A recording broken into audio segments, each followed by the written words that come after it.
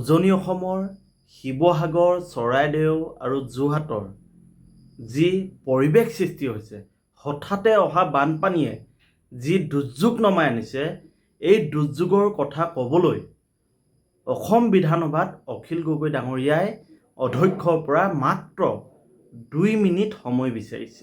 অসমৰ বানপানীক সন্মান জনাই পেলাই আপোনাৰ 2 মিনিটৰ কথাটো মই ৰাখিছোঁ। 2 মিনিট দিয়ক। মোৰ আপুনি বিশ্বাসঘাতক হিচাপে মানুহৰ সমস্যাৰ কাৰণ মই আপোনাক সুবিধা দিয়াৰ সকলো বিধায়কক অনুৰোধ জনাইছো। মই হাত জোৰ কৰি অনুৰোধ জনাইছো। ছাৰ হাত জোৰ কৰি অনুৰোধ জনাইছো। মোক 2 মিনিট সময় দিয়ক আৰু ছাৰ 2 মিনিট হাত জোৰ কৰি অনুৰোধ জনাইছো। ছাৰ 2 মিনিট হাত জোৰ কৰি সভাস্থগিত প্ৰস্তাৱ আনিছিলে, সেই প্ৰস্তাৱটো মই আজি অগ্ৰাহ্য কৰিছোঁ।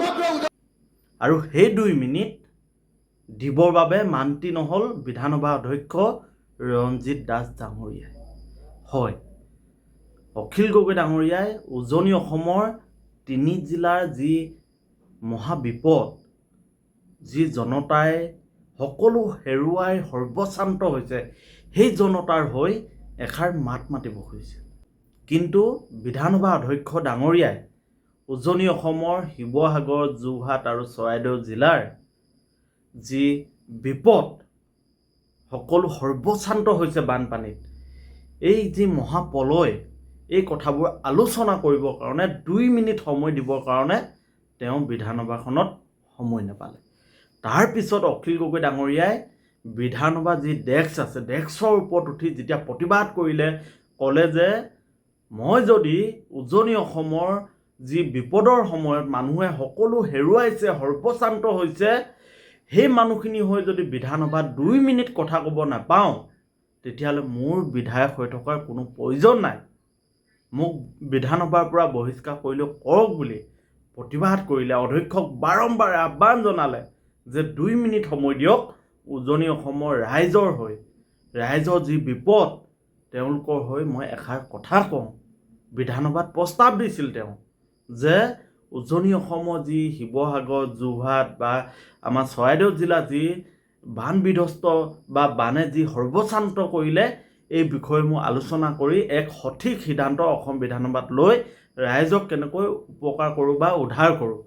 কিন্তু বিধানসভা অধ্যক্ষ ডাঙৰীয়াই বা বিজেপি যি মন্ত্ৰী আছে, কংগ্ৰেছৰ যি বিৰোধী দলপতি আছে, তেখেতলোকে অখিল গগৈ ডাঙৰীয়াক যি ধৰণে সমৰ্থন কৰিব লাগে নকৰিলে। তাৰপিছত অখিল গগৈ ডাঙৰীয়াই ডেস্কত উঠি প্ৰতিবাদ কৰিলে আৰু বিজেপি একাংশই অখিল গগৈ ডাঙৰীয়াই বিধানসভাক বিপথে নিব লৈছে বুলি তেখেতলোকে এতিয়া সামাজিক মাধ্যমত প্ৰচাৰ কৰিবলৈ আৰম্ভ কৰিছে। আচলতে অখিল গগৈ ডাঙৰীয়াই সঁচা অৰ্থত বিধানসভাখন বিপথে নিব খুজিছিল নে তেওঁ নিজৰ শিৱসাগৰ সমষ্টি, উজনি অসমৰ যোৰহাট বা চৰাইদেউ মানুহখিনি যি বিপদগ্ৰস্ত, যি তেখেতলোকৰ বিপদে সীমাহীন এক বিপদ আহিছিল, সেই বিপদৰ কথা আলোচনা কৰিবৰ কাৰণে তেওঁ বিধানসভাত সময় বিচাৰিছিল। আজি আমাৰ বিজেপি চৰকাৰৰ কিছু কথা ক'বলৈ বেয়া লাগে। তেখেতলোকে যি ধৰণে জনতাক সেৱা কৰিব লাগিছিল, যি ধৰণে বান বিধ্বস্ত মানুহৰ কাষত থিয় দিব লাগিছিল, পৰ্যাপ্ত পৰিমাণৰ যি তেখেতলোকে ৰিলিফৰ ব্যৱস্থা কৰিব লাগিছিল, মানুহখিনিক উদ্ধাৰ কৰিব পৰাকৈ যি ধৰণে নাও ব্যৱস্থা কৰিব লাগিছিল, এই গোটেই পৰ্যাপ্ত পৰিমাণৰ ব্যৱস্থাবোৰ নকৰাৰ এতিয়া অভিযোগ আহিছে।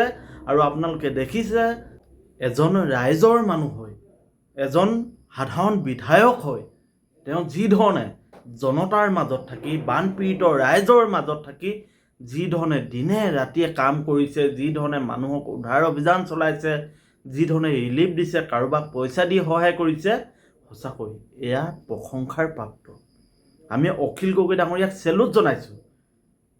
আজি যি ধৰণে তেওঁ নিজৰ কথা চিন্তা নকৰি, নিজৰ শৰীৰটোৰ কথা চিন্তা নকৰি, তেওঁ যি ধৰণে প্ৰতি মুহূৰ্তত দিনে ৰাতিয়ে মানুহৰ মাজত আছে, সঁচাকৈ এয়া প্ৰশংসনীয়। আমি তেখেতক বাৰম্বাৰ চেলুট দিছোঁ যে তেওঁ পাৰিছে, তেওঁ শক্তি আছে, তেওঁ সাহসী, আৰু হয়তো সেইবাবে তেওঁ মানুহৰ যি মনৰ বেদনা, এই বেদনাখিনি তেওঁ অনুভৱ কৰিব পাৰে আৰু সেই অনুভৱখিনি তেওঁ অসম বিধানসভালৈ লৈ গৈছিল। কিন্তু অধ্যক্ষ ডাঙৰীয়াই অখিল গগৈ ডাঙৰীয়াৰ আহ্বানক নস্যাৎ কৰাত তেওঁ কণ্ঠহীন মানুহৰ কণ্ঠ হৈ তেওঁ অসম বিধানসভাত প্ৰতিবাদ কৰিছিল। হিমন্ত বিশ্ব শৰ্মাৰ ঘৰলৈ যাম দৰকাৰ হ'লে। যাম। মই অকল বিধানসভাত টেবুলত উঠা মানুহ নহয়, মই হিমন্ত বিশ্ব শৰ্মাৰ ঘৰৰ টেবুলত উঠি দিম যে নাই দিব লাগিব, মোৰ মানুহৰ অৱস্থা বেয়া হৈছে, মোৰ মানুহে খাবলৈ পোৱা নাই, মোৰ প্ৰত্যেকজন মানুহৰ গাত এতিয়া খজুৱতি, হয়নে নহয়? চব বুঢ়া বুঢ়ী মানুহবিলাক চব বেমাৰী হৈ হস্পিটেলাইজ, ছাগলী গৰু মৰি শেষ হ'লনে নাই? যিকেইটা আছে তাৰো খাবলৈ একো নাই এতিয়া, হয়নে নহয়?